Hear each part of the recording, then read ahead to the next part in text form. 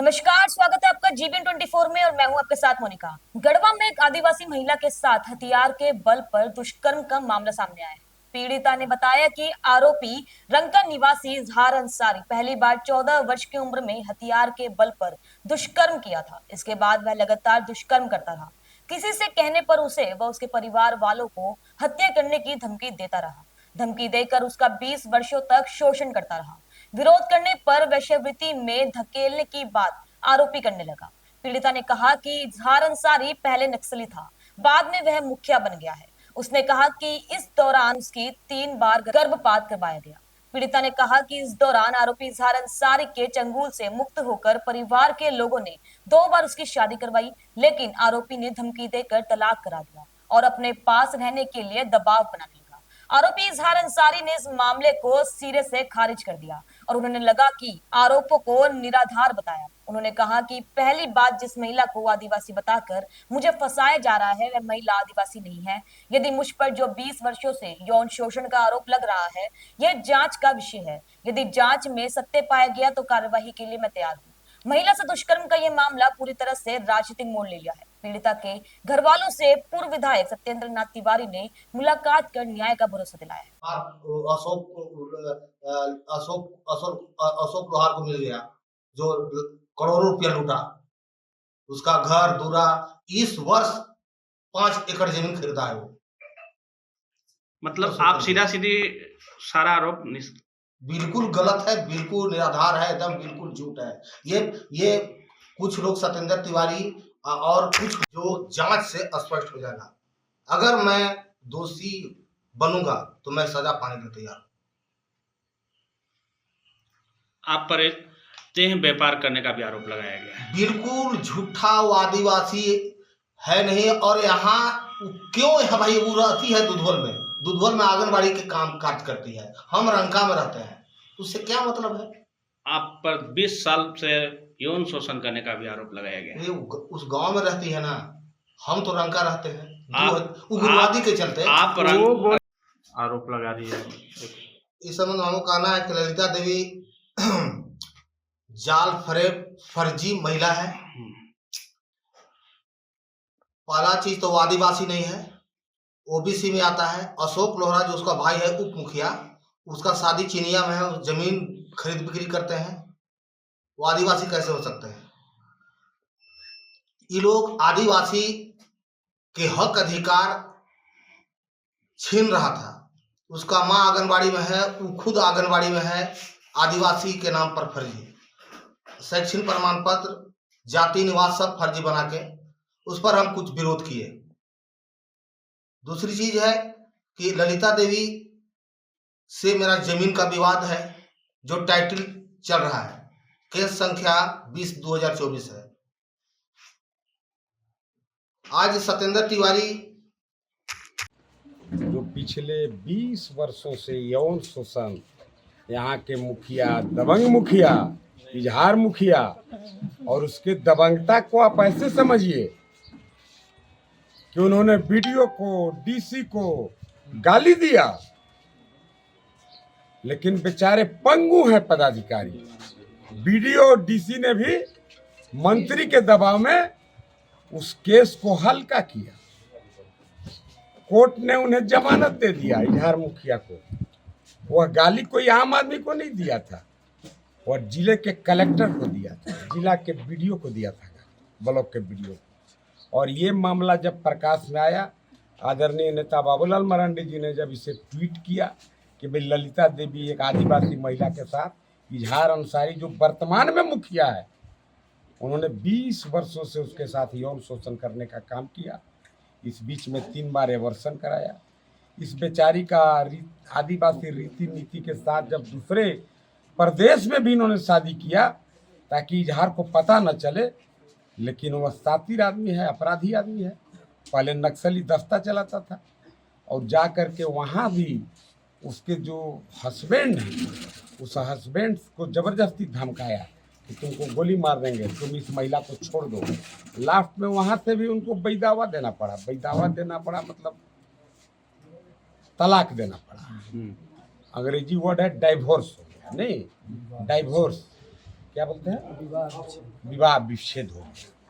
और उससे भी बड़ा बात, जब ये मामला प्रकाश में आया बाबूलाल जी के ट्वीट करने के बाद, तो यहाँ के मंत्री मिथिलेश कुमार ठाकुर जी, मान्यवर, जो अपने को राज्य के मुख्यमंत्री के राइट हैंड बताते हैं, उनको जब ये मामला प्रकाश में आया तो उन्होंने ललिता देवी का हाल चाल लेना उचित नहीं समझा, बल्कि उनके जो काफी राजनीतिक करीबी हैं इजहार अंसारी मुखिया, उनके कहने पर नितेश सिंह जो उनका बिचौलिया दलाल है, रंके प्रखंड के बरवाडी का रहने वाला मुखिया है, उन्होंने ललिता देवी के भाई अशोक भाई को कल फोन किया और आज भी फोन किया कि आप आइए अशोक जी, इस मामला को आप मैनेज करिए। मैनेज कैसे होगा? इजहार के भी भाई बहन कोई अगर होगा, अब तो हमको नहीं बोलना चाहिए, जो बात हम बोलना चाहिए छोड़िए, मैं नहीं बोलूंगा।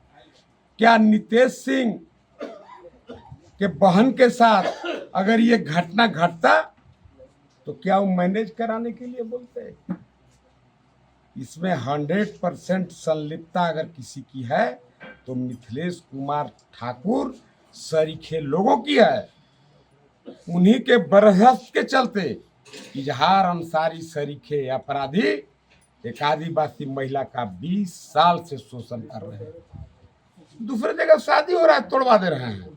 और अब तो मामला यहाँ तक पहुँच गया कि लालती को उन्होंने प्रोस्टिट्यूशन बोलते हैं नहीं, प्रोस्टिट्यूशन वेश्यावृत्ति में ढकेलने का प्रयास कर रहा है।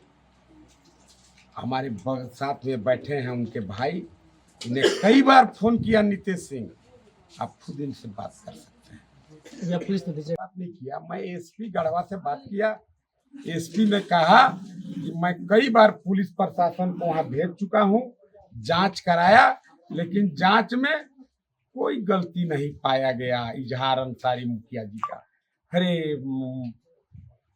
एसपी साहब पढ़ लिख के साहब बने हैं, ये नेता और सरकार आते जाते रहेगा।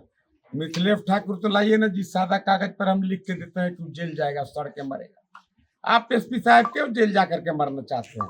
आपको पता है ये मामला यहाँ नहीं रुकेगा, जरूरत पड़ेगा तो गृह मंत्रालय, भारत सरकार, अमित भाई शाह तक ये मामला जाएगा, वहां से एसआईटी गठन होगा।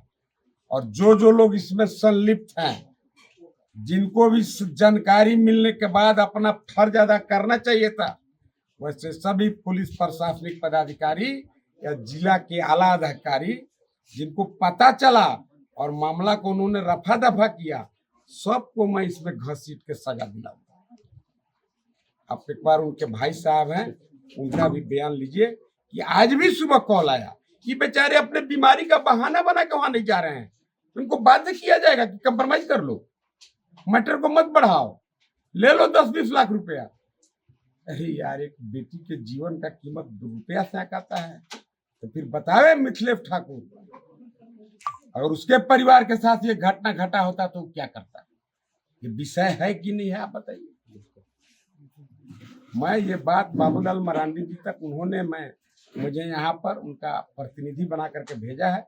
मैं बाबूलाल मरांडी जी तक इन तमाम बातों को रखूंगा और हर हाल में पीड़िता को हर संभव सहयोग और न्याय दिलाऊंगा, और जो दोषी है उनको मृत्यु दंड की सजा मिले। क्या है, क्या हुआ था आपके, पूरा घटना विस्तार से बताइए। 2003 में जब हम अकेले थे घर में, इजहार अंसारी आए, पहले नक्सली सदस्य थे और घर में आकर हथियार के बल पर बलात्कार किए।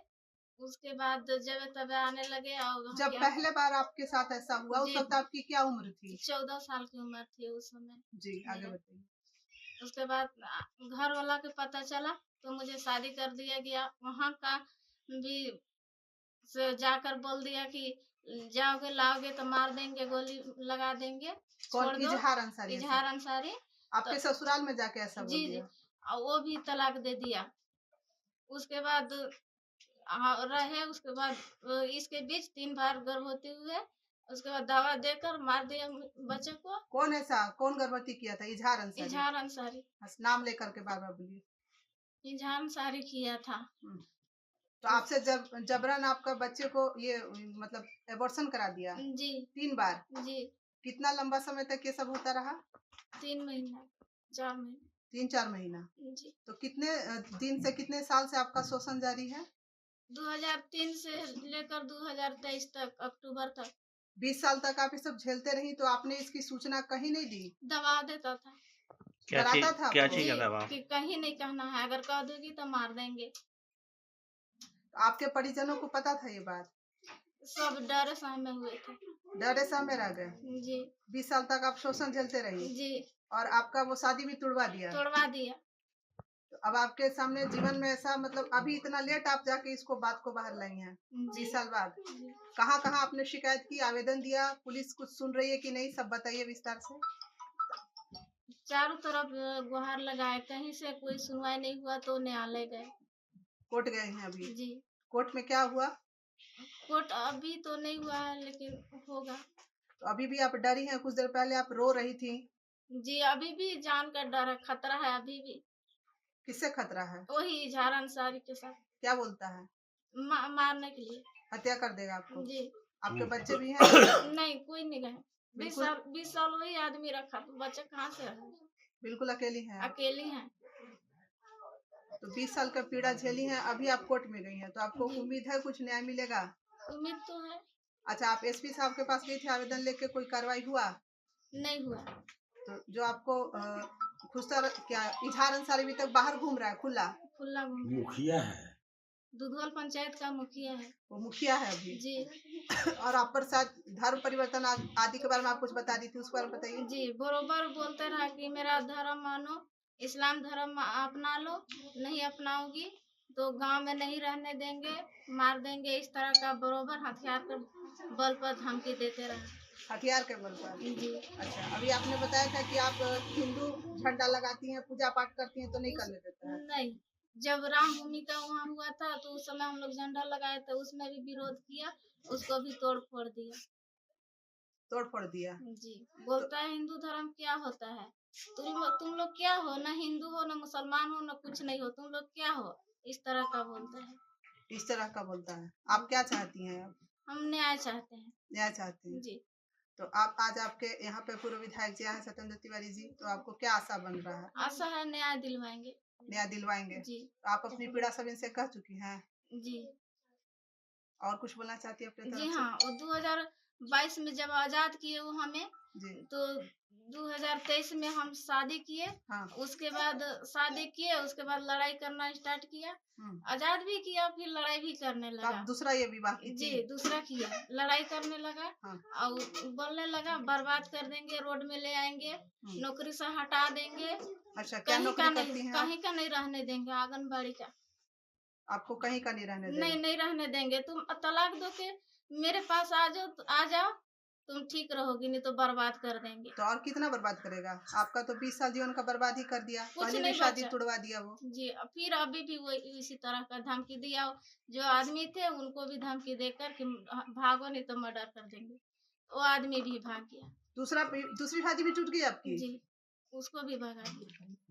तो गांव में दूसरे लोगों को पता है ये सारा जो मुखिया जो करतूत कर रहा है? सारा आदमी का पता है। यहाँ का लोग, यहाँ पंचायत का, दुधौल पंचायत का लोग भी नहीं बोलते हैं उनके डर। इतना बड़ा दबंग है वो? जी अभी हम वहाँ 2005 से लगातार रहे, लेकिन कोई शायद ही कोई कहेगा कि हाँ ये लड़की यहाँ पर रही है, नहीं तो उनके सामने कोई नहीं बोल सकता है डर से। कोई सपोर्ट करता है उनको? सपोर्ट हाँ करते हैं सर। कौन सपोर्ट करता है?